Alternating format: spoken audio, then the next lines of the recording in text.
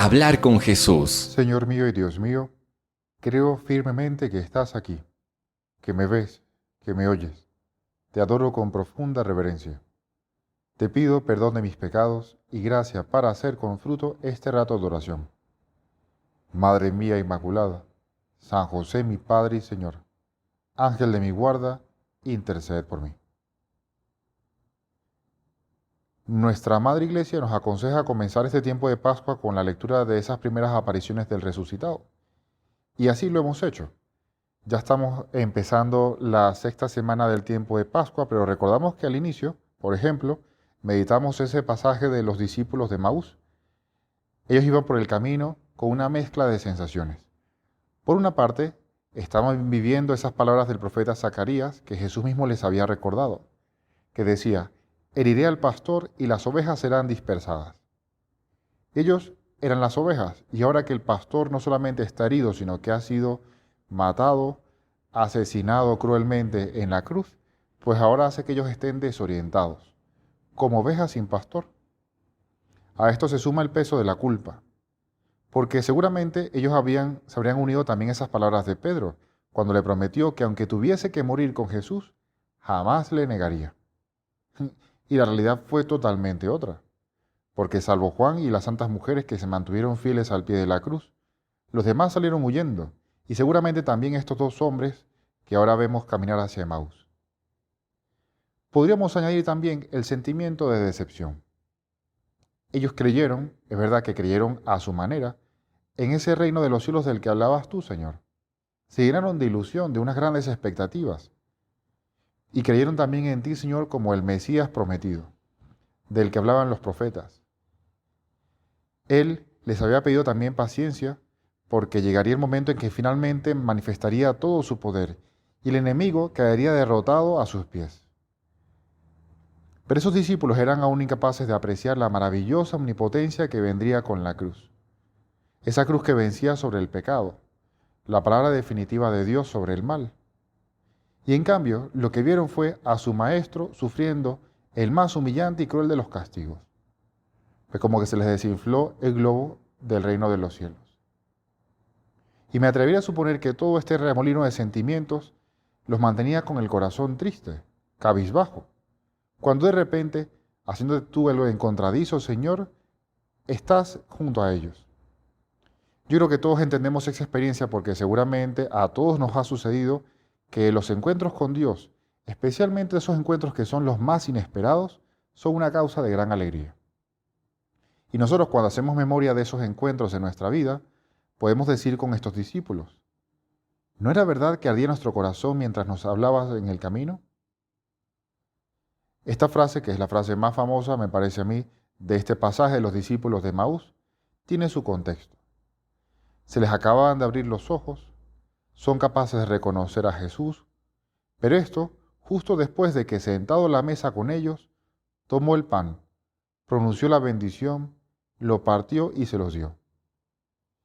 Y acto seguido, Jesús desapareció de su vista. Y aquí quería detenerme en este detalle porque esta desaparición de Jesús se trata de una segunda despedida. El Señor desaparece de sus ojos, pero sorprendentemente también se va con él la tristeza que los embargaba. Y decimos que es sorprendente porque cuando nos despedimos de alguien que queremos muchísimo, como estos discípulos querían muchísimo a Jesús, generalmente sentimos algo de tristeza. El Señor ya había anunciado a sus discípulos varias veces que esta separación se iba a producir. Por ejemplo, en el Evangelio de hoy, Jesús anuncia su despedida y sabe que esa noticia va a entristecer a sus discípulos. Leemos hoy en el Evangelio de San Juan que el Señor dice: y ahora voy a aquel que me envió, y ninguno de ustedes me pregunta a dónde vas, sino que, porque yo les he dicho estas cosas, la tristeza ha ocupado el corazón de ustedes. Mas yo les digo la verdad, que conviene a ustedes que yo me vaya, porque si no me voy, no vendrá a ustedes el Consolador, el Paráclito. Lo que entendemos de este pasaje del Evangelio es que cuando Jesús les anuncia que tiene que irse, lógicamente se entristecen porque no quieren que alguien a quien quieren mucho se vaya. A nadie le gusta que le digan que alguien a quien uno quiere mucho se vaya, por nuevas ocasiones de trabajo, por una situación social mejor, incluso por la muerte. Por eso nos sorprende que este pasaje de los discípulos de Maús sea así, porque es verdad que están alegres por el reencuentro con quien pensaban que estaba muerto. Pero, ¿cómo es que esta segunda despedida no les ha dejado una tristeza? ¿Cómo es esto posible? ¿Qué es lo que ha sucedido que la situación ahora cambia tan radicalmente? No hay ni sombra de tristeza en esta segunda despedida. Y lo que ha cambiado es lo que sucedió justo antes de que Jesús se despidiera. Ellos acaban de participar de la Eucaristía. Porque dice el evangelista que Jesús tomó el pan, pronunció la bendición, lo partió y se lo dio. Y es cierto, Jesús desapareció de su vista, pero al mismo tiempo se queda en la Eucaristía. Y por eso entendemos que fue una despedida a medias. Y he aquí la razón por la que esta vez el corazón de los discípulos no tiene sombra de tristeza. Está totalmente libre de tristezas.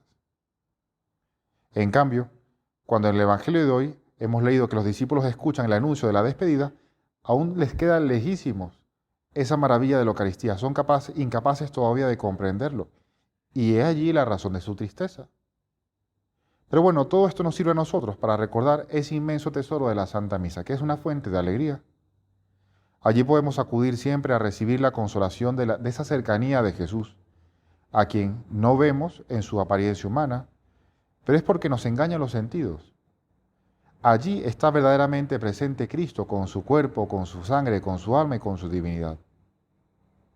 San José María solía llamar a este sacramento, al sacramento de la Eucaristía, el sacramento del derroche divino, porque allí no solo se nos concede esa gracia sacramental que es tan necesaria para alimentar nuestras almas con el pan de los ángeles, sino que Jesús lo hace quedándose y donándose a sí mismo para que no estemos nunca solos.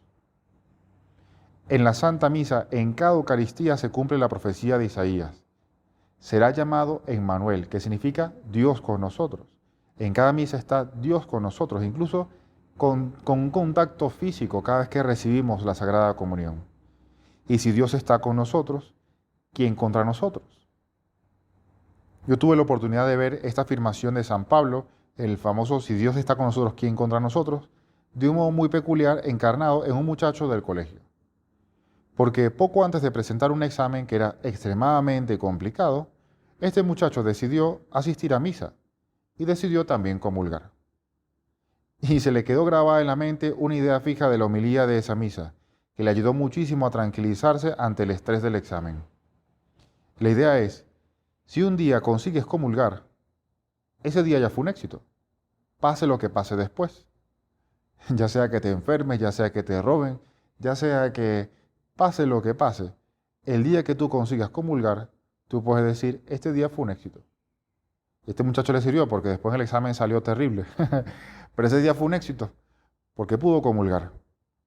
Y en la Santa Misa, y especialmente en la Sagrada Comunión, experimentamos esta cercanía de Jesús que aleja de nosotros toda tristeza, aleja de nosotros la excesiva preocupación, la visión meramente humana del día a día. Es verdad, Jesucristo se ha ido y no volveremos a ver sus facciones, no volveremos a escuchar su voz, su timbre de voz específico, probablemente hasta que abandonemos esta vida. Pero al mismo tiempo Jesús se queda. Y por eso es una despedida a medias, como sucedió en la misa de Emaús. En una de sus homilías, San José María considera esta maravilla y dice, Jesucristo, perfecto Dios y perfecto hombre, no deja un símbolo, sino la realidad. Se queda él mismo. Irá al Padre, pero permanecerá con los hombres. No nos legará un simple regalo que nos haga evocar su memoria, una imagen que tienda a desdibujarse con el tiempo, como la fotografía que pronto aparece desvaída, amarillenta y sin sentido para los que no fueron protagonistas de aquel amoroso momento. Bajo las especies del pan y del vino está Él, realmente presente.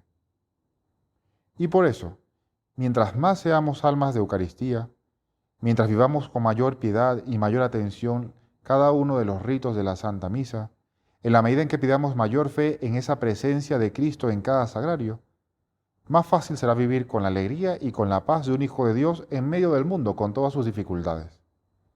De allí, de la Santa Misa, sacaremos fuerzas para el día a día, confiando más que en nuestras fuerzas en la compañía amabilísima de este Dios con nosotros. y así no habrá espacio para la tristeza.